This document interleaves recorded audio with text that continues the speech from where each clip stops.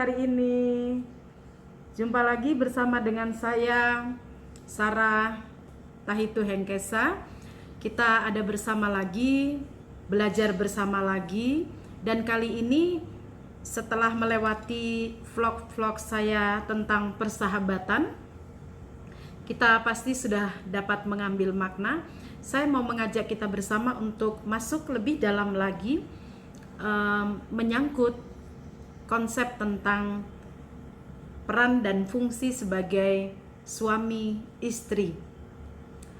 Saya sudah menikah 25 tahun bersama dengan suami saya, Willem Tahitu, dan itu adalah proses belajar yang sangat panjang untuk mengenal satu sama lain, untuk mengarahkan visi dan misi dalam kehidupan bersama di tengah keluarga, dan untuk menghargai satu sama lain, untuk menguatkan satu sama lain, untuk mendukung satu sama lain, untuk ada dan peduli satu sama lain. Ya, itu adalah sesuatu yang indah, memaafkan satu sama lain dan kembali baik satu sama lain, kembali memaklumi satu sama lain.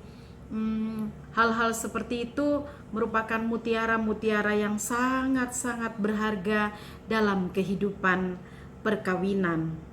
Dan saya bersyukur di tahun 2012 saya mengikuti sebuah seminar. Membayarnya itu saya harus menabung dulu karena harga seminar itu cukup mahal sekali. Lalu kemudian saya berharap sekali dengan mengikuti seminar itu saya mendapatkan tuntunan dalam kehidupan tentang bagaimana merajut kehidupan.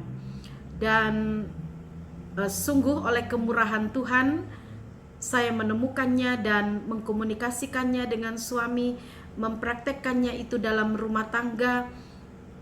Perjalanan kehidupan rumah tangga bukan tidak ada masalah, perjalanan kehidupan suami istri bukan tidak ada persoalan, tetapi kita lebih fokus kepada tujuan utama, mengapa kita berkomitmen sebagai suami dan mengapa berkomitmen sebagai istri atau suami istri.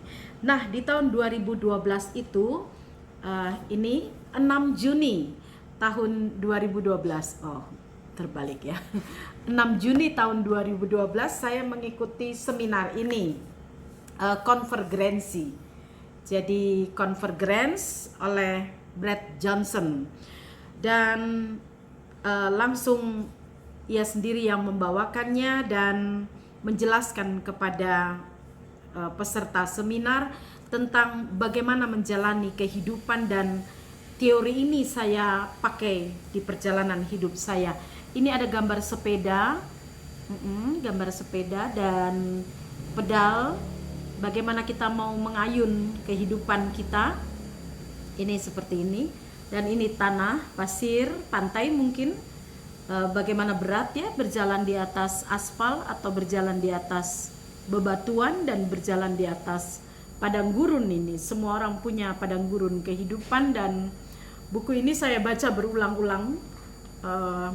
Saya sangat suka sekali, dan kembali berkomitmen lewat vlogs ini saya akan bahas satu persatu tentang hal ini. Semoga itu menjadi sesuatu yang berarti. Hal yang paling bermakna dalam hidup saya di teori konvergensi ini adalah menyatukan atau menenun, ya, menyatukan antara karir, komunitas, hobi, kreativitas, dan panggilan, dan juga family. Jadi keluarga, karir kita, lalu hobi kita, dan kemudian ministry kita.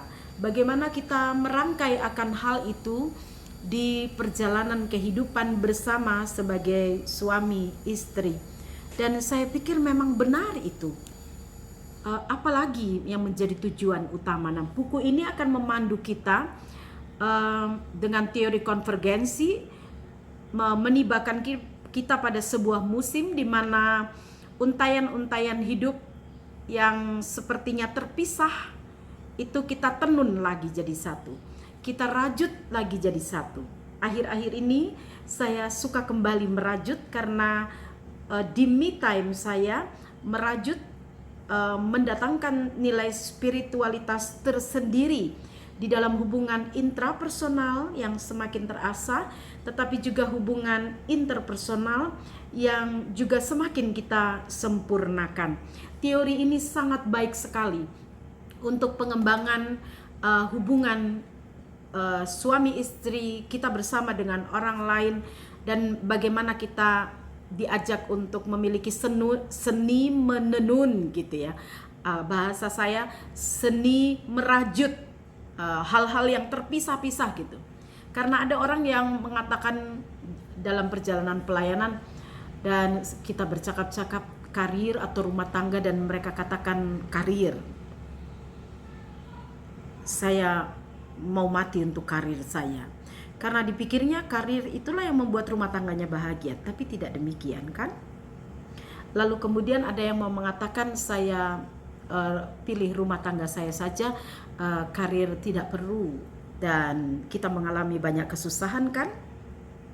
Ada yang mengatakan bahwa rumah tangga dan karir dan ministry atau pelayanan kita di tengah komunitas kita nggak penting-penting amat, yang penting komunitas kecil kita gitu. Itu juga tidak terlalu bermakna kehidupan ini, karena ada manusia itu juga punya prinsip sosial selain religius dalam hidupnya. Lalu kemudian ada yang terus terlena dengan hobi-hobinya sampai rumah tangganya juga jadi berantakan. Nah, penting untuk menenun. Nah, konvergensi ini menjadi jembatan.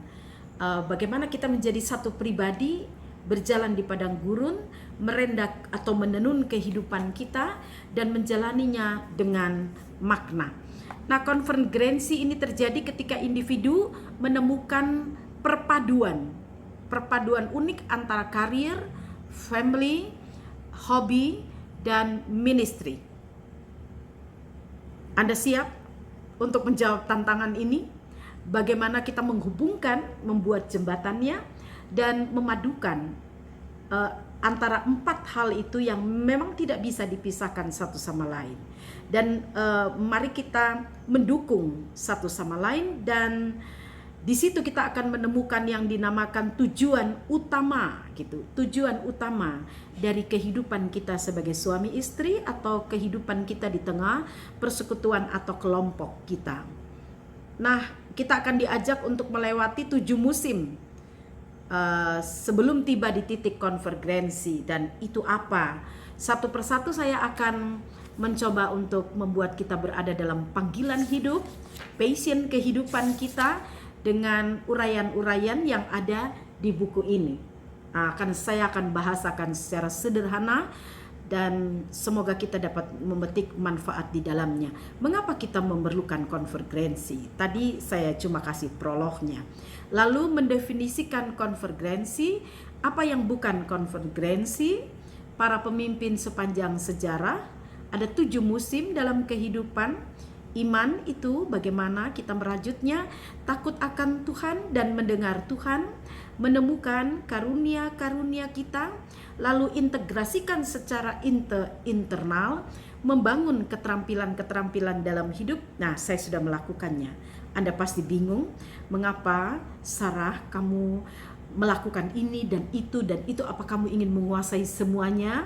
Saya hanya meniru Daniel. Daniel punya spesialisasi, tetapi dia punya banyak sekali pengetahuan, bermacam-macam pengetahuan, dan keterampilan adalah wujud operasional aktualisasi dari keterampilan. Kalau saya punya keterampilan karena saya menghargai 10 jari saya ini, kalau bisa saya memiliki keterampilan 10, saya akan meraihnya di waktu yang Tuhan beri untuk kepentingan keluarga, untuk kebahagiaan saya, dan untuk dampaknya secara sosial.